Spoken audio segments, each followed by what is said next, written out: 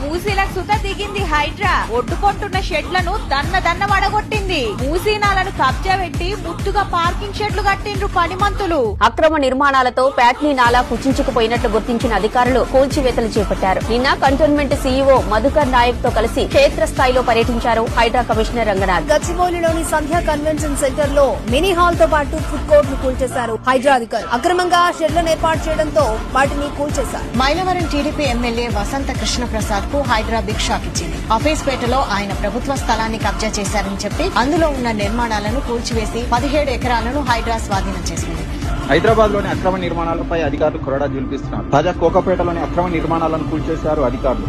Survey number 147లో ఉన్న ప్రభుత్వ భూమిని కబ్జా చేసి నిర్మించిన భవనాలను నేలమట్టం చేశారు. దేవరియాంచల్ గ్రామంలోని ప్రకృతి రిసార్ట్స్ పైన హైడ్రా పంజా విసిరింది. ప్రకృతి కన్వెన్షన్ సెంటర్ ను కూల్చేసింది హైడ్రా. కోమటికుంట చెరువుని కబ్జా చేసి కన్వెన్షన్ నిర్మాణం చేపట్టినట్టుగా అక్కడి ప్రజలు ఫిర్యాదు చేశారు. నల్లమల్లారెడ్డి ఎడ్యుకేషన్ ఇన్స్టిట్యూషన్ యాజమాన్యం భూ కబ్జాలకు పాల్పడినట్లు అధికారులకు ఫిర్యాదులంటే కబ్జా ఆరోపణలు రావడం జేసీబీ సహాయంతో భారీ గోడను పూర్తిగా తొలగిస్తున్నారు.